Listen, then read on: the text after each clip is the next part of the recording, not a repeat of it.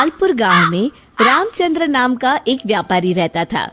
उसकी कपड़ों की दुकान थी और उसकी दुकान पर 3 नौकर थे। मोनू, तुम अपने घर गए थे ना? तुम्हारी बहन की शादी कैसी रही? बहुत अच्छे से हो गए मालिक। अगर आपने पैसों की मदद नहीं की होती तो पता नहीं क्या होता। ये तो सब ऊपर वाला करता है, मैं तो सिर्फ जरिया हूँ। रामचंद्र बहुत दयालु था और सबकी मदद किया करता था। मोनू भाई, सेठ जी कितने अच्छे हैं। मुझे भी माँ के इलाज के लिए कुछ पैसे चाहिए। मदद नहीं, बस एडवांस दिलवा दीजिए ना। अरे तुम खुद ही कह दो ना सेठ जी से, सेठ जी मना नहीं करेंगे। सबको इतनी आसानी से पैसे देते हैं? जरूर इस सेठ के पास बहुत ज्यादा पैसा है। अगर मैं कभी कुछ चुरा लूं तो इस सेठ को पता भी नहीं चलेगा और मैं माला माल हो जाऊंगा। एक दिन रामचंद्र जी को हाथ में चोट लग जाती है। उनका हाथ सूज जाता है तो वो अपनी हीरे की नई अंगूठी उतारकर दराज में रख देते हैं और भानु वो देख लेता है। अब तेरी किस्मत बदलने वाली है भानु बेटा। अगर ये हीरे की अंगूठी तेरे हाथ लग गई ना तो ये लहंगा चोली के चक्कर में नहीं पड़ना पड़ेगा। अपनी भी एक दुकान होगी, तू भी दिन भर सेठ की कुर्सी पर बैठा रहेगा, तेरे आगे पीछे नौकर चाकर घूमेंगे। सोचते सोचते भानु सपने देखने लगता है। उसे ये सब दिखाई देने लगता है। ओ भानु, क्या सोच रहा है? चल खाना खाने चलते हैं, सेठ जी भी आराम कर रहे हैं। तुम लोग जाओ यार, मेरा मन नहीं है। क्यों? तेरी तबीयत तो ठीक है ना? हाँ भाई, मेरी तबीयत एकदम दुरुस्त है, बस कुछ करने का मन नहीं है। चल ठीक है, हम खाना खा के आते हैं। जैसे ही लोग बाहर जाते हैं, भानु मौका देखकर अंगूठी निकाल लेता है।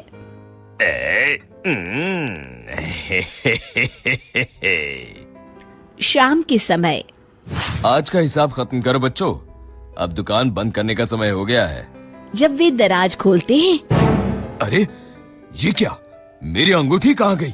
मोनू, भानु, भोला, तुम लोगों ने मेरी हीरे की अंगूठी कहीं देखी है क्या? कौन सी अंगूठी मालिक? क्या हुआ मालिक? अब कुछ नहीं, अब कल सुबह मिलते हैं। रामचंद्र रात भर सोचते रहते हैं।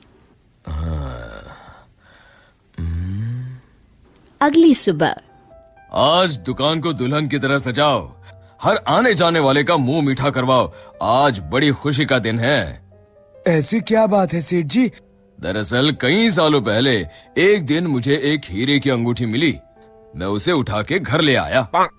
उसी रात मुझे सपने में आकर एक बाबा ने श्राप दिया कि तूने पैसों के लालच में जो अंगूठी उठाई है, अब वही तेरा नुकसान करवाएगी। जब से वो अंगूठी मेरे पास थी, मुझे कहीं न कहीं घाटा होता रहता था। घर में कोई न कोई बीमार होता रहता था। पर कल वो अंगूठी किसी ने चुरा ली और वो चोर अंगूठी के साथ साथ श्राप भी ले गया। पर अगर ऐसा ही था तो आपने वो अंगूठी फेंक क्यों नहीं दी सेठ जी? अरे बाबा जी ने कहा था कि न मैं उसे फेंक सकता हूँ, ना ही किसी को दे सकता हूँ। बस मुझे इंतजार करना है कि कोई स्वेच्छा से वो अंगूठी मुझसे ले ले। तो क्या आपका श्राप मुझे मेरा मतलब उस चोर को लग जाएगा? बिल्कुल। अब वो बेचारा ना अंगूठी फेंक सकता है, न किसी को दे सकता है। वैसे एक उपाय है। क्या उपाय सेठ जी? अरे तुम्हें क्या करना भानु भैया, अब चोर जाने और उसकी किस्मत। तू चुप कर, मैं तो ऐसे ही जानना चाहता हूँ। हाँ, क्यों नहीं, क्यों नहीं। दरअसल अगर पूर्णिमा की रात को चोर हमारी दुकान के पीछे वाले बरगद के नीचे अगर अंगूठी गाड़ दे तो वो श्राप से बच जाएगा। तो आपने क्यों नहीं ऐसा किया सेठ जी? तू मेरी जान ले ले। अरे भाई, मुझे ये उपाय अभी पता चला। कल पूर्णिमा है, कल मैं उस अंगूठी को गाड़ने वाला ही था। लो, कर लो बात, अब तो चोर गया काम से। भानु पसीना पसीना हो जाता है।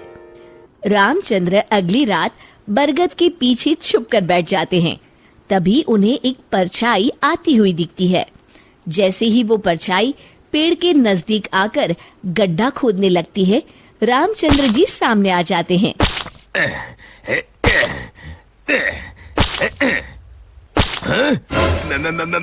मर गए रे। मुझे माफ कर दीजिए सेठ जी। क्यों, क्या सोचने लगा भानु?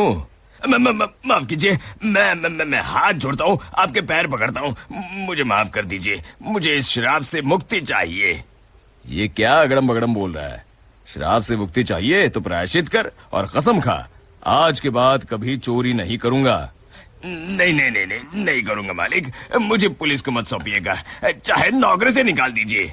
मैं कल ही चुपचाप गांव छोड़ के चला जाऊंगा। मैं नया काम देख लूंगा और कभी चोरी नहीं करूंगा। वादा? वादा मालिक, वादा। अरे भाई, अगर तुम वफादारी की कसम खाओगे तो मैं तुम्हें काम छोड़कर कैसे जाने दे सकता हूँ? आप सच में महान है मालिक, आप सच में महान है। महान तो वो ऊपर वाला है। अब चलो काम पर लग जाओ।